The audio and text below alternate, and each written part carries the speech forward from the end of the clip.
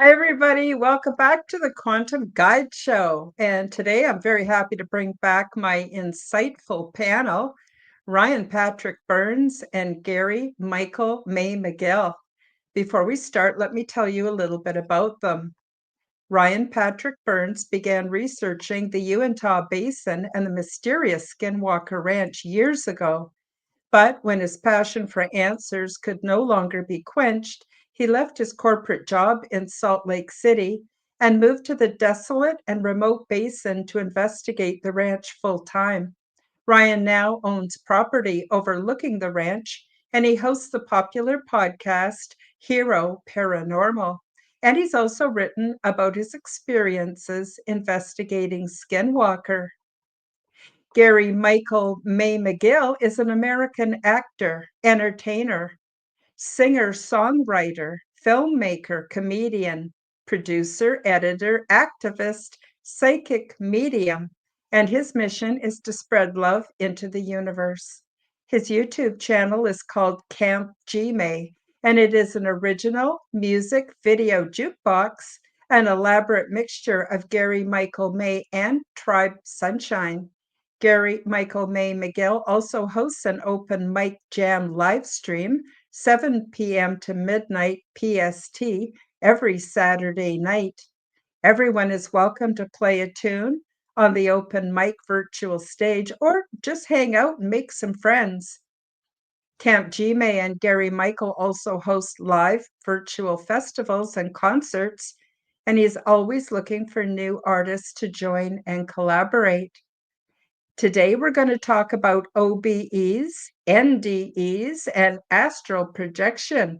What is the difference, or do you think they're all part of the same phenomenon? All of the links are featured below in the description. Please do check me out, subscribe to my channels, leave me a comment, like my videos, and please do share my content with your friends. And I'm happy to announce that channel memberships are now available, so you can help to support my channel and take advantage of my perks. Without further ado, here is Gary and Ryan. Welcome to the Quantum Guide Show, guys. Thank you, Karen. Yeah, Great to be here as always. Thank you. well, you're very welcome. Thank you for coming. I always enjoy our discussions, and I know the audience does too. And so before we get into it, I've been thinking a lot about, okay, OBE, for those in the audience that aren't familiar with that term, is out of body experiences. NDE is short for near death experiences. And then, of course, there's astral projection. Now, I'm wondering, I'd love to hear what you guys think about whether or not they're all part of the same phenomena. And I could loosely link that in with um, lucid dreaming and also um, sorry, the term just slipped my mind. Remote viewing. Do you think those are all loosely tied into the same phenomena, or do you see them as being very, very, very separate? Well, that's interesting that you said that because I think that's the biggest question. Am I having a near-death experience? Usually is tied with out-of-body experiences. They kind of go hand in hand. But the thing is that out-of-body experience really happening, or is it just a delusional dream that you're having within your brain, and it's just really not happening? I think that's the biggest thing to kind of try to figure out, you know? What do you think, Ryan? Yeah, I think they're all very related, and it is hard to figure out. But you know, the interesting thing is that I'm a history buff. I'm surprised I didn't like pay more attention in school to my history lessons. But the idea of, you know, these journeys that the soul makes out of the body, either while you're alive or even in the afterlife, things that are known as out of body experiences are, something that almost everybody conceptually agrees historically that it is some sort of an astral plane, right? And what's interesting is whether it's Plato talking of, his philosophies, or John Dee, who was a magus and a scientist who studied the astral plane, they relate to it as a plane. And it's interesting because a plane is something flat where you can kind of arrange the pieces. And I think that all those things you mentioned, Karen, are parts of the pieces. Yeah. Yeah, I don't know. Like, I'm just going to start by talking a little bit about my experiences, and then guys, please do jump in and compare and contrast what's happened with you in your lifetime. Um, I recently published my book called Transdimensional: Meet the New Neighbors, and my experiences came from lucid dream states. They came from remote viewing. They came from astral projection, and I was having these experiences that were off-world experiences, and I was having them very regularly. And all the information came together as one congruent storyline, and I was able to put together and publish my book. But as I look at how did I know this? How did I know that? It came to me in even spontaneous knowing where I just knew, and I don't know how I knew. And it was just really interesting. So that's why I think it might be part of the same phenomenon. And then later on in the discussion, we can talk a little bit about some of the whistleblowers who are coming out and support this theory that I have. But my experiences, I'd like to clarify, have very seldomly been initiated consciously by me. They just happen. They just happen. And I'll have either missing time, or it'll happen while I'm sleeping, or I just have them happen. I can't explain it, but it's not like I sit down, meditate, and go, oh, I'm going to astral project today. It for some reason, it doesn't work that way with me. It just happens. So, Gary, you've had out of body experiences, haven't you? Yeah, I've had one, and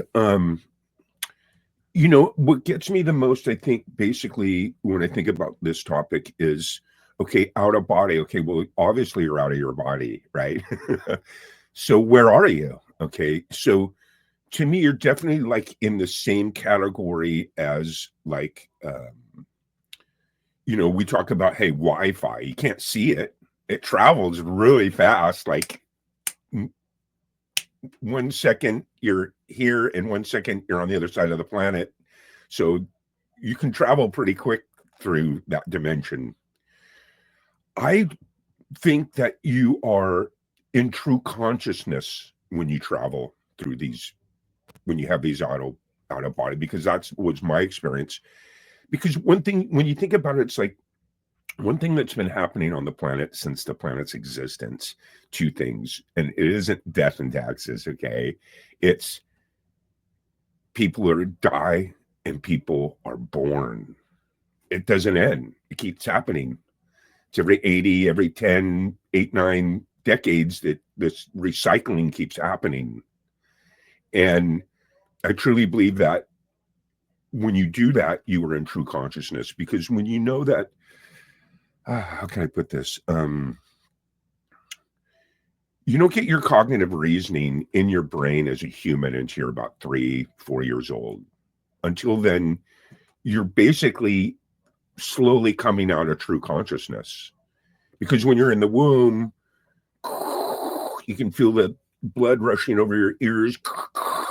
You remember it. You don't know your name. You don't know anything other than that you exist in true consciousness. And that's the feeling. That true consciousness feeling is what I experienced. And I'll tell you about it. But Ryan, what do you think about all that? What do you got to say? I love that term that you used, Gary, true consciousness, because it's so true. It's so real. And when you have it, as you get older, you become more aware of not just your surroundings, but more importantly, yourself. And I'm going to be 50 in May. And, over the past almost 5 decades, if you would have asked me, "Ryan, are you scared to die?" My answer would be 100% not happening. I'll do anything I can to avoid it. But there's this weird, I don't know if it's a switch that flipped or an awareness, or what I like that term, that true consciousness, that no longer is one of my fears. It's maybe a fear for my loved ones. I worry about their well-being, but if anything, it's something that from I'm so positive, maybe I should say, I am so 100% positive that the doors of perception hold more behind the death moniker, that I'm willing to bet the ranch. If it came to that, it's not something that I'm going to be chasing transhumanism to live forever. Yeah. And I think true consciousness is such a good way to describe it, Gary. Good Yeah. term. Well, it's just, I think that we can all sit here and watch videos and research and listen to other people's experiences. It all has validity, the white light and floating towards the light and all these different similarities. But I think until you actually experience it for yourself, that's when it becomes real. That's when it becomes absolutely 100%, like you said, Ryan, you're 100% committed to that. Hey, I'm not afraid of this anymore because I had this experience. But then again, the pendulum swings back over to, was that just a delusional dream that I had? Was that real, in the sense that, was I just dreaming all kinds of nonsense? Did that really happen? You know what I mean? In a weird way. So it's hard for me to draw the line. What do you think, Karen? Well, I do believe that truth is stranger than fiction. Absolutely. But I have some friends who are into shamanism using psychedelics, and they use psychedelics to help induce these altered states of consciousness. But the things they learn are extremely valid and highly spiritual, and they have found sanity and health from doing these practices. So, and the other thing too is in Aboriginal groups all around the world, shamanism, which can include and usually does different alternate states of reality, have been used for all kinds of things. Everything from letting them know when they need to pick up and move to a different location because something's going to happen, or perhaps different states of spirituality for helping them to understand themselves and each other better, and of course for health and for healing. And it's interesting that and I'm not trying to pick on religion here, because I know that these states are even induced in many different religions, even Christian religions. But it's interesting to see how the powers that be have worked so hard to exterminate these Aboriginal groups who we have so much to learn from, and that kept them in health and positivity, for thousands and thousands of years. I want to tell you another thing that's interesting. I was involved with fundamental religion for a number of years until I just had to leave. And I'm not putting down religion. Like I said, if it does it for you, fine. But I went to check out one of these evangelical type churches. I'm not sure if I'm using the right word, but the ones where they're all aglow with the spirit, they're jumping up and down, and and the energy that was circulating in the room was absolutely real and intense. I also went to witch school for a while because when I left religion, I wanted to sort of dabble in all different kinds of systems to see what they were all about. And when I went to witch school, and we would do a circle of power, or just sacred circles, the energy would build and to a peak, and then we would all ground ourselves. And it was exactly the same, in my opinion, as what was going on at these Christian active Christian churches.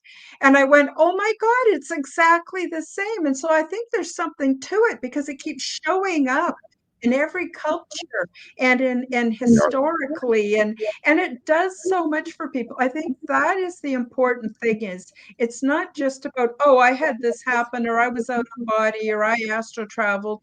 It's about how it has a tremendous transformative effect in our lives. I think that's what the important point here is.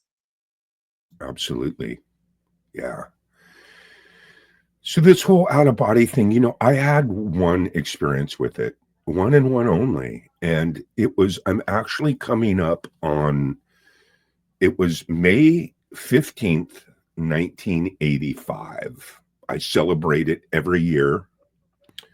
I'm coming up on my 40th anniversary. Isn't that crazy? But I'll tell you a little bit about it if you want. I was a couple months away from turning 21. I had been out on my own since I was 17. So for about 3-4 years there, I had accumulated all kinds of really cool stuff. I was out in the world on my own. I had been working at the same place since I was 13 and a half. Okay. And that's a long time for a young kid, man. And I decided that I wanted a different life. I wanted something else. This wasn't going to be how I was going to spend my 20s, working in a restaurant, right? So I quit my job. I was at home. I had a roommate, and it was a restaurant that stayed open until 2 a.m. Well, he comes home, bunch of people, and they're partying. Someone leaves a cigarette on the couch, and they all leave, and a lit cigarette falls in between the cushion and the handrail. And I'm in my room with the door closed, and by about 7 a.m, the entire place is on fire. Okay. I woke up during that, and I remember being so euphoric, so high. It was almost like coming out of just regular dreaming, And I remember it felt so good. And basically what was happening is I was getting smoke inhalation. My entire room was completely full of smoke, so thick that you can't even see your hand. But I didn't know that. I slipped back into it. Okay. I'm like, this feels good. I'm not going anywhere. And so, timeline, I'm not surely what happened here and there, but basically what ended up happening is at some point, I lived right next to a pretty big skyscraper too. It was like 18, 19 stories high. It was a big building in the city I lived in. So I lived like right next to it. And I remember that at one point I started floating like up. It was almost like I was in true consciousness again, just like being in the womb. I didn't know what my name was. I didn't know any information. All I know is that I existed. That same feeling where you're alive, you know who you are. You can also even almost mentally talk to yourself. It's bizarre, but I started floating up, and I'm looking down at myself through the roof, transparency, and I see myself laying in there, but I don't even know it was me. Because at this point, I'm not in my brain anymore. I thought that I was just true consciousness, and I'm floating up. It felt so good. I wasn't scared. I was enjoying the ride. I was getting higher and higher. I could see the skyscraper right next to me, and I was just floating up, and I was getting higher and higher, and it felt absolutely fantastic. And like I said, the only thing that I can describe it as is true consciousness, just like being in the womb, because as sick as it sounds, I do remember being in the womb. I remember squishing around, the blood going over your ears, and you know who you are. You don't know what your name is. You don't know anything. So that tells me that I'm starting to become part of this recycling of this energy that you can't destroy. And as I'm floating up and I'm getting higher and higher, all the chemicals and stuff underneath the kitchen sink, the Raid, the furniture polish, the this and the that start exploding. And it sucked me right back into my body. And I open my eyes and I'm in my room, pitch smoke. And I run over to the door. I fill my door. It's blazing hot. I crack it open just a little bit. The whole front room's on fire. And Dick Van Dyke saved my life, because I remember growing up watching these Dick Van Dyke commercials where he said, put the blanket over your head, stay low, run to this door. I used all his information. Sure enough, I run through it with my blanket over my head. And the people out front said that because, it had been burning and the fire was just showing up. When I opened the door, flames were shooting out the top and the oxygen was coming in the bottom, and that's where I was coming out. And the whole blanket was on fire.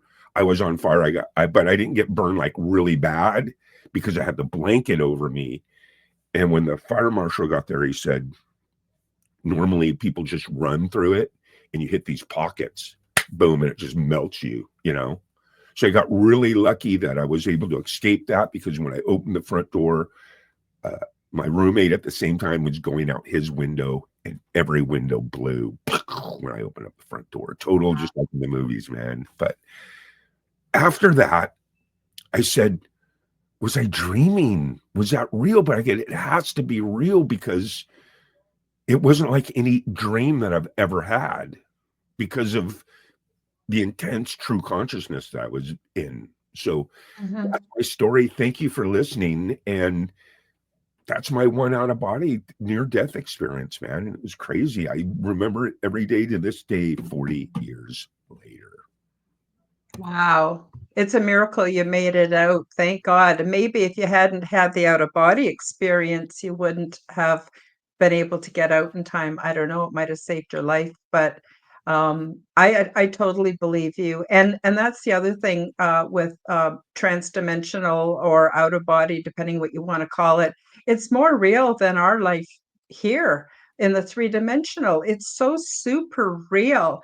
I just love it. Ryan, did you want to add anything? I know you've had out of body experiences. Your skinwalker experience could be classed as an out of body, but maybe you've had something else too you want to tell us. I have had them, and probably the most amazing one that I remember was not planned. And I've taken remote viewing master classes, and I've gotten involved in a lot of the same things you have, Karen. And, getting back to what you were talking about, that energy, where witches describe it as one thing and Christians another, but it is the same energy. I find that there's a saying, and it goes along the lines of witches call it spells, Christians call it prayer, spiritualists call it manifestation, atheists call it placebo effect, scientists call it quantum physics. Everyone's arguing over it and what it's named, but nobody is denying its existence. And when you feel it, you feel it. It's a lot like, an astral projection or an out of body experience itself. And when it happened to me, the most memorable was, like you said, so vivid, Karen. I went to a place and I saw somebody in a situation. I immediately got on the phone with them and I said, "Hey, the weirdest thing happened. I just saw you in a situation. What's going on?" And they said, "No, that's exactly what's going on. How did you see this?" And when I told them that it just came to me and that it seemed more real than what we would call base reality, they immediately thought that, there was a fly on the wall, or that the place was bugged where they were at, when it was 100%, you know, something within me, and not something I called upon. For whatever reason, it just happened.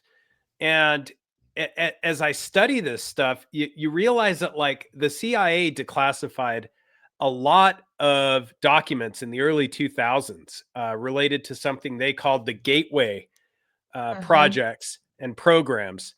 And the reason they did is because, with surprising accuracy, a lot of people are starting kind of coming to the realization that these things, like remote viewing, like astral projection, and the validity of their results is starting to be accepted with quantum science. So I think there's a lot of truth to what you said. It's more real beyond the veil than it is here. Yeah, I believe it is too. I want to take a, a short break for a 2-minute promotion. When we come back, I want to see how this sort of all overlaps with the whole psionic movement that's now coming out. I don't know if you guys are familiar with it. It's fascinating information. So everybody hang on. We got a quick 2-minute promotion, and then we'll come back to the discussion. Transdimensional, meet the new neighbors. Check out my new book available from Amazon bookstores worldwide and read the stunning details about ET diversity and culture, along with their advanced ways of living and expressing spirituality, which is in no way like anything imagined here on Earth. Transdimensional, Meet the New Neighbors introduces you to many different ET beings, the healing pods, the interior of the big ship, my orientation process, cultural events, and off-world mating practices. When I tucked myself into bed for the night back in 2014, I had no idea that I would be transported to the big ship, meet many different extraterrestrial races of beings, become well acquainted with their culture, and visit numerous interesting worlds. While away, I learned a great deal about the big ship, intergalactic and transdimensional travel, intergalactic planetary research, and the various options for resettlement. My true life adventures continued night after night, and I had never experienced anything like this before. The first few times that I awoke back at home, I convinced myself that it had all been some kind of a fantastic dream. But while away, I was eating, sleeping, learning, and visiting, all the while experiencing what I perceived as days, weeks, and months. I am so happy to present you with my true, nonfiction account of my weird little life and the more important messages from beyond our realm that I have been tasked to share with all of you. It is my hope and sincere desire that I will inspire you to acknowledge your own transdimensional abilities and experiences so that together we can become the change we wish to see in our world. Paperback and Kindle editions are now available at all Amazon bookstores. Go to the Amazon website, select the bookstore or Kindle store, and enter Transdimensional, Meet the New Neighbors by Karen Holton. The Audible version is coming out soon. And we're back. So we've been talking about out-of-body experiences, near-death experiences, astral projection. We've talked a bit about how that has been exercised culturally around the world, interfaith ways. Gary shared his very interesting out-of-body experience, as did Ryan. For those of you who are joining us late, please do go back to the beginning, watch the replay so that you can catch up on these fascinating experiences. So now I'm wanting to talk a little bit about the psionics program. So Ryan, you talked about the Gateway program. I believe the psionics sort of evolved out of the Gateway program. But I've been watching some amazing content over the last couple of weeks of whistleblowers who have come forward, and some of them inadvertently, and some of them through um, training, have had contact with these orbs that people are seeing. And the one fellow who was a pilot who was transporting one of these orbs, he ended up having, I guess, an intermingling of consciousness with some kind of consciousness. So he doesn't know whether it's an actual being on board the object that they picked up, or whether there's this consciousness that operates the orb through consciousness. So all of a sudden, we're finding out that there are all kinds of people, well documented, not crazy, not wingnuts, people who are able to have contact with extraterrestrials, and also with these what for lack of a better word I'll call spaceships. And what's also really interesting is the thing that connects all of it is the harmonic of love. Do either of you want to talk about your thoughts about this?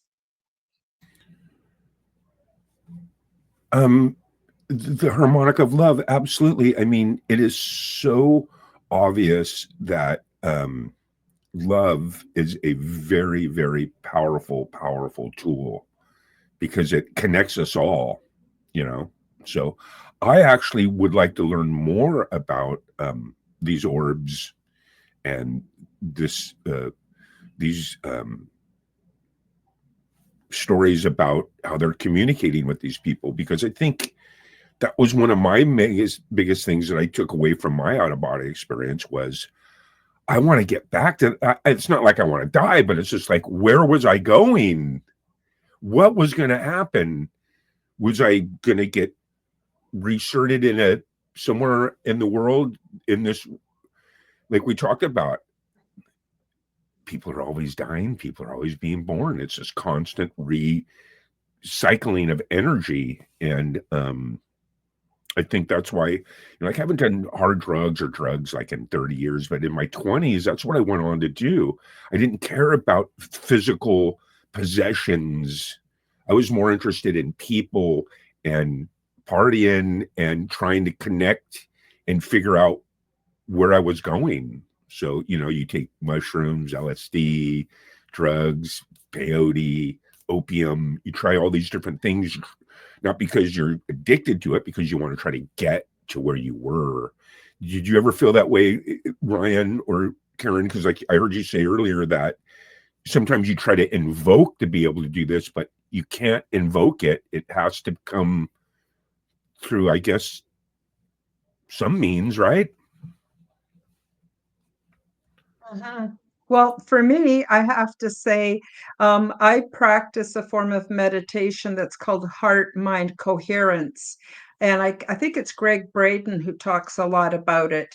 And basically, I just focus on my heart and I start to think about people that I love very, very much. Well, that also could include my pets that I have a strong feeling of love for. And then I just breathe in and then breathe out, but my exhalation is just a little bit longer than my inhalation. And pretty soon, my heart and my brain form what they call coherence. And I know from research that also causes my heart's toroidal field, which is my energy field that's all around me. So all of us are like inside a giant sphere of energy that we're producing. Wow. Wow. Go into that state, I can experience states of bliss that just make me cry. I'm not crying for sad. I'm just crying because I can feel the love so intensely. And Power of do a love. little of that every day. I have all kinds of intuitive hits and imaginings and things that I know are absolutely real. So I think that also ties in with the psionics. Even Dr. Stephen Greer, who teaches the CE5, which is human initiated contact. But I want to say one thing that I think is really important. People generally have a fear response when it comes to extraterrestrials, and I think that's been programmed into us. And where there's fear, love does not really resonate very much at all. But when we're resonating, where we can feel the emotion of love so strong, fear can't enter. And all of our contacts are extremely positive. That's just in my experience. Wow, that's really good point you just made there. It really hit home. Really did, Karen. So true. Yeah, the fear aspect. I'm glad you touched on that because the the natural ones are definitely the most powerful, as Gary was saying. And you know, the closest I've gotten to just the immediate that like that example I gave is doing what they call recapitulation in the Toltec tradition. I went with an eagle heart shaman, and for a while was learning after these sweat lodges how to do this recapitulation, which is a breath exercise where your mind has this emotional component and it's able to, most importantly, detach. And the reason that detachment's so important is because of fear. You have all these fears that get in the way. They are like filters, keeping you away from that that raw energy, or and it's it's one of those things that you hear fear oftentimes described as a bunch of things, being the ultimate tool for the adversary, false evidence appearing real. Um, and it's true because when it comes to these, even these psionic projects in the context of astral projection, and I really liked your example that you used of this recent whistleblower, Jake Barber, saying that when Mm. he retrieved this extraterrestrial tech, this egg shaped UAP, that he had an intense emotional reaction, which convinced him he had connected with this telepathically, and he was not one of the psionic military assets. And we find that the government keeps changing the names of these things. A lot of people were shocked when they heard psionic military asset, because that's obviously remote viewer, or if you went further back, someone with ESP. And as long as they can change the term and move it into another subgroup, the project continues, the funding continues. And these are key points when it comes to uh, how this progress is being made. They can say, oh no, we're not doing remote viewing anymore. Well, no, they are. They're just calling it It's psionic. calling it something different. Yeah. And I think they also keep doing that because they want to maintain control over it. But the cat's out of the bag. And as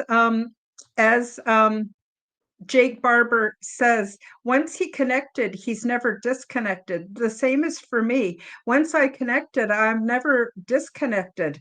And it's such a lovely state of being to experience. Gary, after the show, I'm going to send you on Messenger links to a couple of these episodes so you get a really mind-blowing experience from I, watching them. But the cat is out of the bag. And the thing that shocked everybody is all of this is happening on the love harmonic. The feelings of love, deep, deep feelings of love that we experience are undeniable. And love is what's going to change this world and fix things. It's very yeah. exciting. Well, it all ties together for me because as I'm floating up and I don't know my name or anything, I know I exist, I know who I am. One thing I am feeling is this overflow of love. Okay. Mhm. So as like you guys said, this fear mongering and all this stuff and love, it's like, so as I'm chasing this experience in my 20s and 30s and trying to figure it out, what I figured out is that, hey, we all need our brain. Our brain is important. Okay. But it's not who we are. It's not who our consciousness is, because our brain, you need it to figure out this, figure it out. You need it. But there comes a time when you need to take your brain, you need to put it on the shelf and not use it at all and be in consciousness, because that's what I found where I like to go, because with that, it's just pure love. And you don't have this programmed hatred. You don't have this programmed fear, you know? because you're not using your brain. You're just in Mhm. consciousness. And so through meditation, breathing, different things like that, that's how you put it on the shelf. So, Mhm. And I also believe, and as my experience has taught me, that in our brains, we have our consciousness, but we also have these, what I believe is an amazing technology. So our imagination, we were taught, oh, that's just something we do to entertain ourselves. It's not real, it's fantasy. I don't believe that because based on my own out-of-body experiences and psychic and transdimensional experiences, I have found that it's actually a portal. Think of it as being like a stargate or a wormhole that can take us to different worlds and help us to have contact with other beings. But the key is intention, and that's the love harmonic. That is what makes sure that your path is something beautiful, spiritual. And I think that all of us have the capacity for that. And indeed, it's our birthright. But for thousands of years, we've been programmed, oh, don't go there. That's where demons are. Don't go there. Only the king knows what's best for you. We've been programmed and dummied down and dummied down. And here is our chance to be free. No wonder so many cultures did psychedelics, because it was a way that they could get that freedom and use that technology. And that's just the word I use for it. I don't know how you guys feel about that. Yeah, I think I there's so much to this because there's the physical, like you mentioned, with the brain. And I'm always mesmerized when we see science kind of disprove itself. And there was a gentleman who did a bunch of MK Ultra, like really, really brutal stuff. He was actually tied to the MK Ultra program, but his name was Jose Manuel Rodriguez Delgado. A lot of people just called him Jose Delgado if you want to look him up. And he would remove these huge chunks of a variety of animals' brains and tried with a lot of theatrics. And ultimately, he got a bull in a bull arena, and he attached a remote control button that caused the bull to stop or to charge. It was all about mind control. But what he ultimately did was sort of disprove a lot of the belief that the brain is everything, right? Because he would take these huge chunks out of these animals' brains and expect them to no longer function, but they would function. Their instincts would kick in or something would kick in. yeah. And more recently, this was oh my gosh, scientists were researching a man that was missing 90% of his brain, who was leading a perfectly normal life. And it was a French man. And this he was complaining about, oh, I have a little bit of difficulty with one of my legs. And when doctors did brain scans, they realized that like his brain had all but disappeared inside his skull. There was just a thin layer on the outside of the skull of brain tissue left, a condition known as hydrocephalus. And the doctors could not understand, you shouldn't even function. This leg problem you're talking about is nothing. Like, he was just like, one of my legs goes numb every once in a while. And the guy was fine. So it just goes to show there's so much more to us Yeah. than just, a glob of fat in our skull. Mm-hmm. I think the energy, the true consciousness of who you really are, that love, that energy is in your body. And now it's able to use the brain as a tool to remember things. So that's why for me, when I was out of that and I wasn't in that, I wasn't using my brain anymore.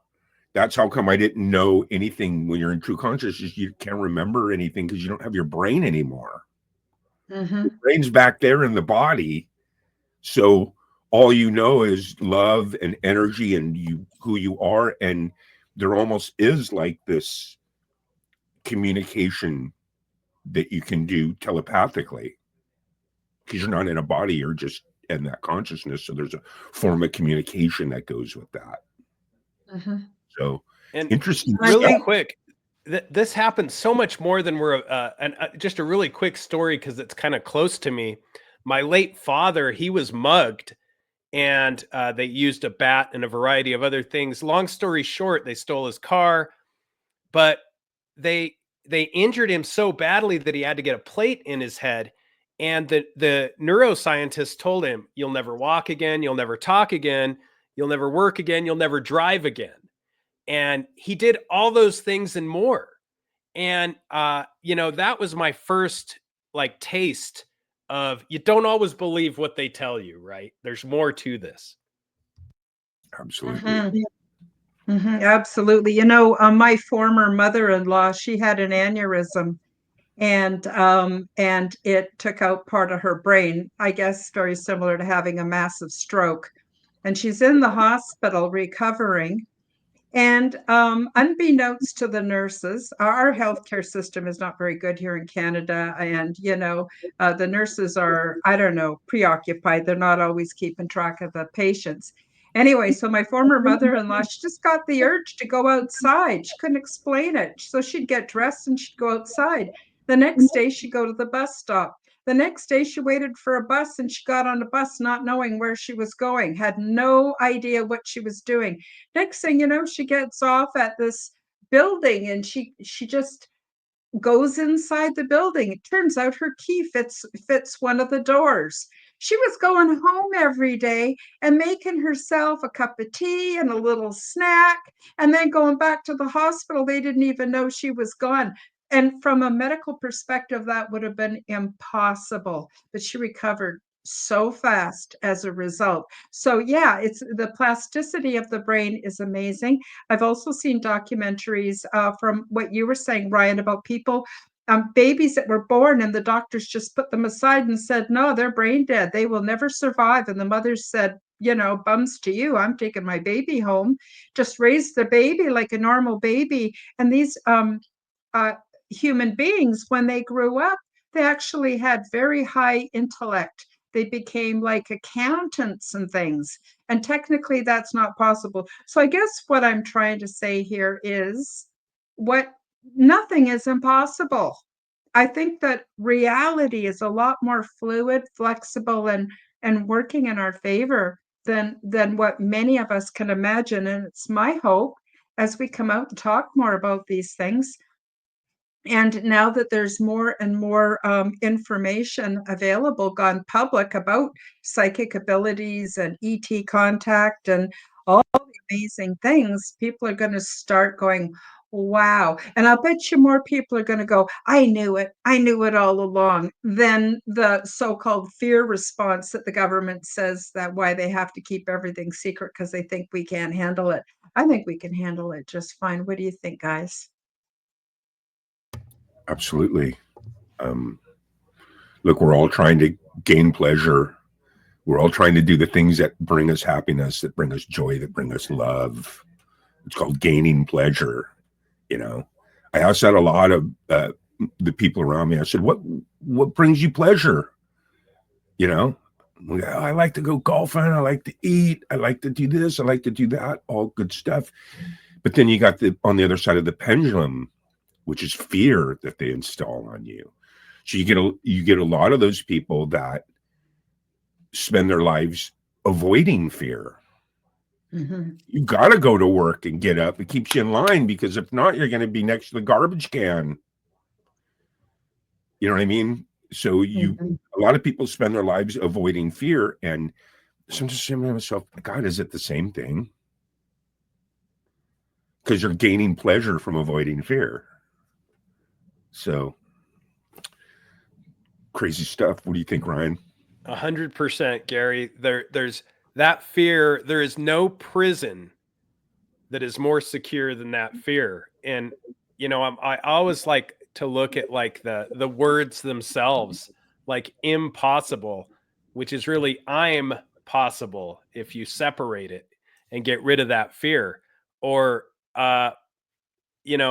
just the bondage of self that people manifest upon themselves because of the fear. Oh, you can't pay the rent, so you've got to go. Oh, what? Well, that fear of what could be without knowing what it is. Right.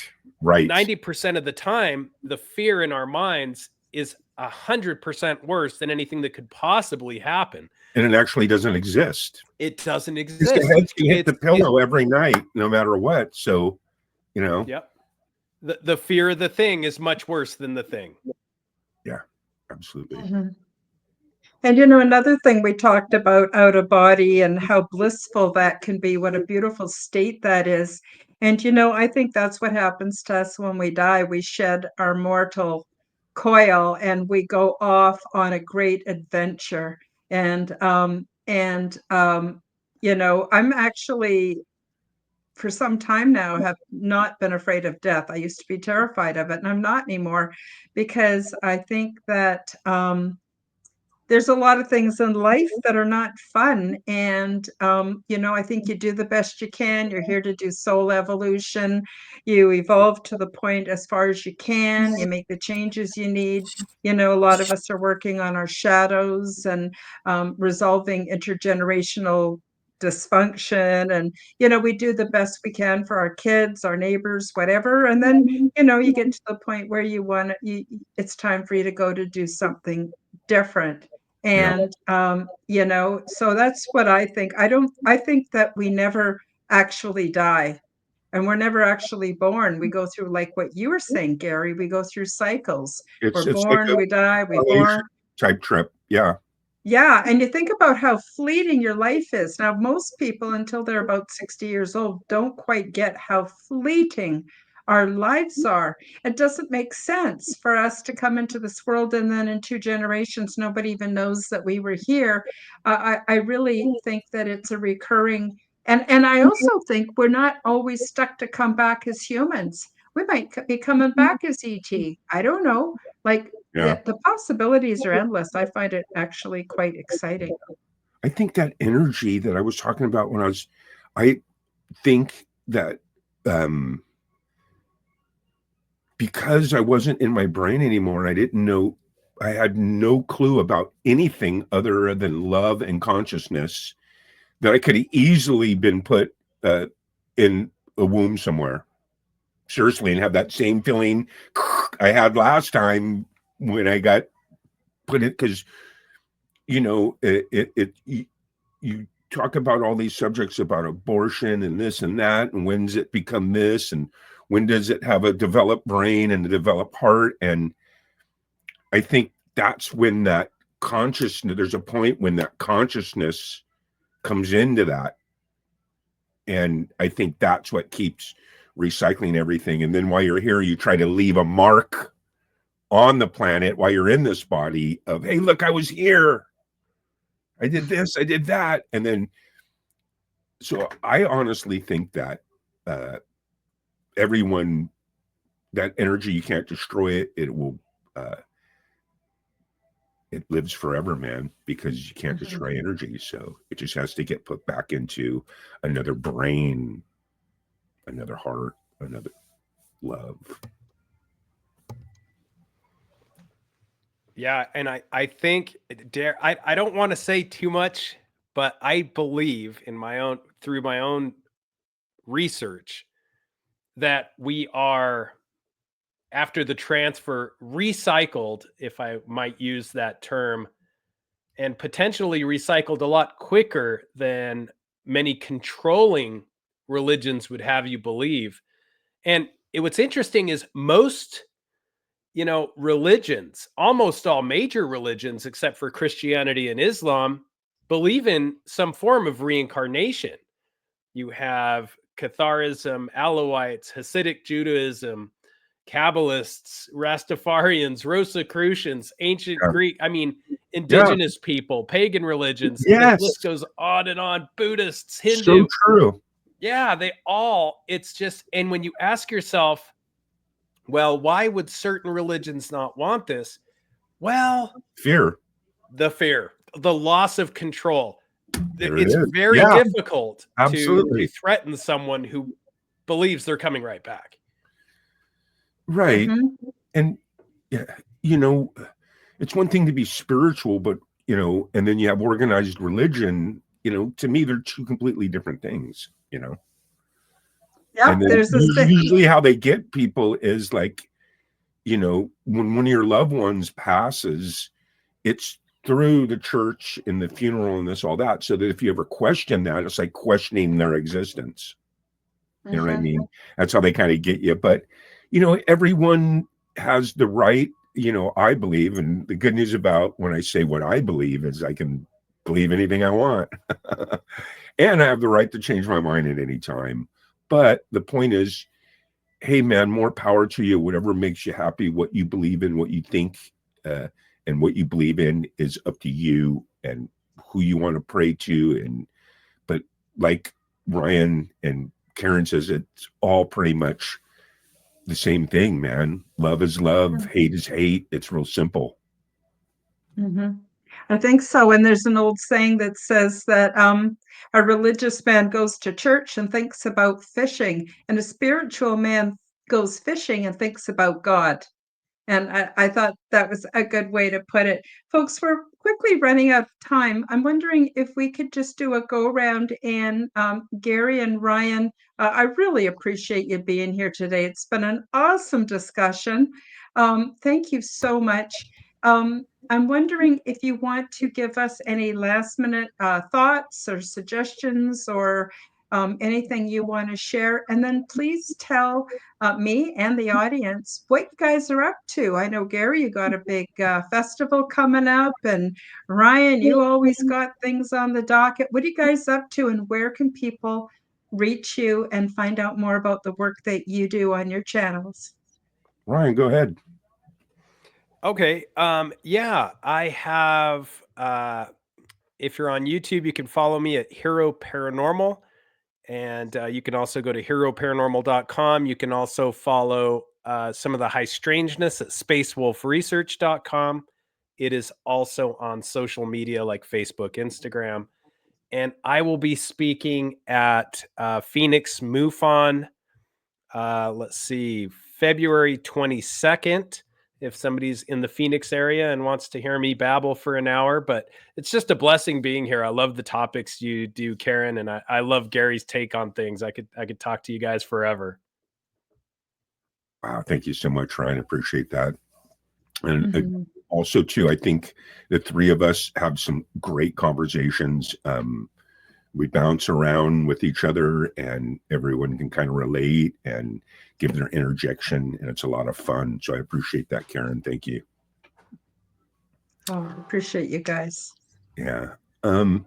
As far as, you know, my final comments and stuff, like I said, my you know, a whole thing is spreading love into the universe, and when you think about it, it kind of makes sense. You know, I'm floating up into this universe, this true energy of love, and then, you know, as we talk about it and you guys keep bringing up these points, it just invokes even more love. So I really appreciate that. Thank you so much. My message to everyone would be like, spread love. Mhm. Totally. Now, I just want you to say a few things about Kirkfest coming up.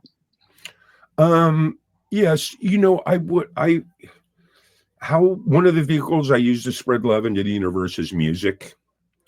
So I have a channel where every Saturday night I go live and have people come up and from all over the world, beautiful, beautiful people, and they jam with me, musicians, guitar players, keyboard players, singers, and we spend every Saturday night spreading love into the universe through music. And then it's an open mic. So then every month or two, 4 times a year, I throw a big festival. And this next festival we have coming up is called Kurt Fest. It's a good friend of ours from the music community that actually passed away in December. And we're doing a benefit concert for him. Would you guys like to see the promo video? Yes. Okay. Yes. Let me see here. Let me grab it and I'll share it and then you can play it.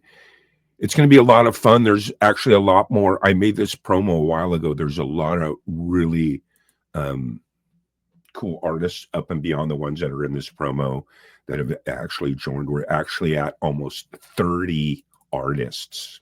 It's going to go for 12 hours, and each artist does like a 20-minute set. So it's down there if you want to share it. There we go.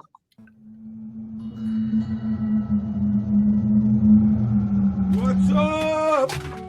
It's G-May, baby, and I'm going to be hosting Kurt Fest. Now we're looking for some more talent to come jam with me and my friends. And here they are. Coming February 8th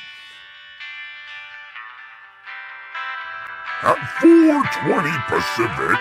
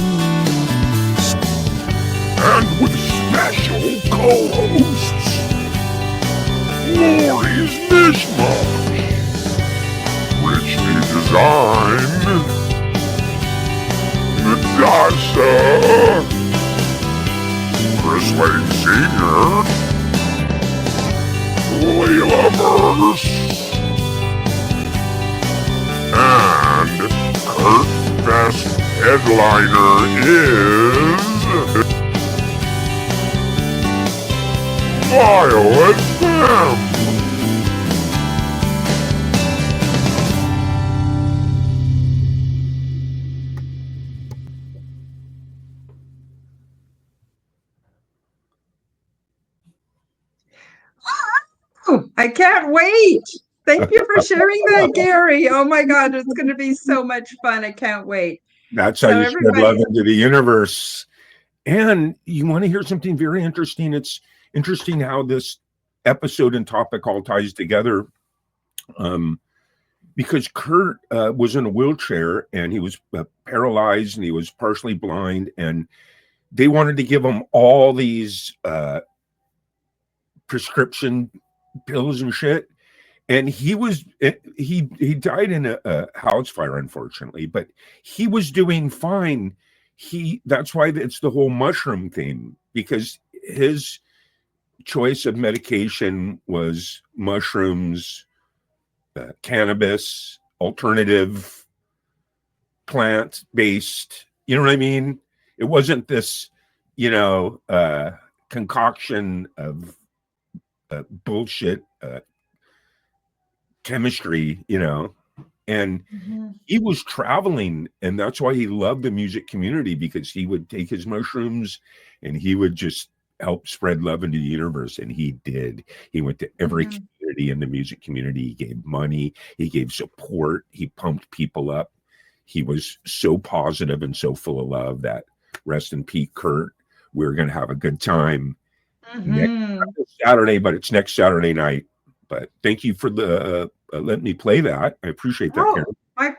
My pleasure. My pleasure. Yeah. So in the links below, you can find how to find Gary and yeah, everybody come to Kurt Fest. You'll have a blast.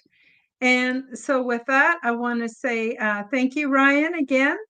Very much appreciate you and Gary. And it's been just very exciting. Boy, the hour goes by so fast.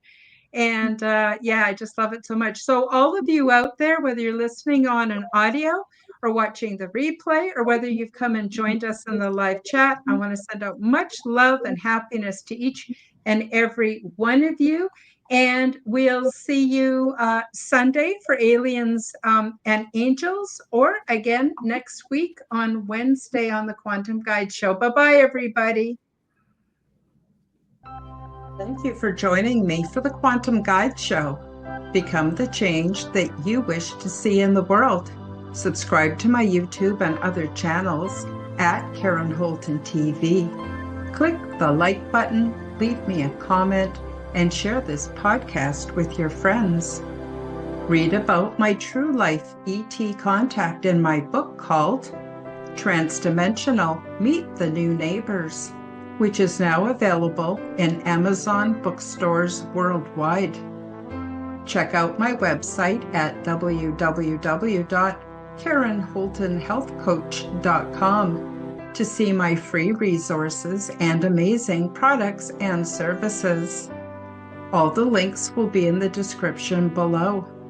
As part of the Forbidden Knowledge Network, you will find the Quantum Guide Show with Karen Holton and also the Aliens and Angels podcast on all audio platforms. Until next time, keep up the good work.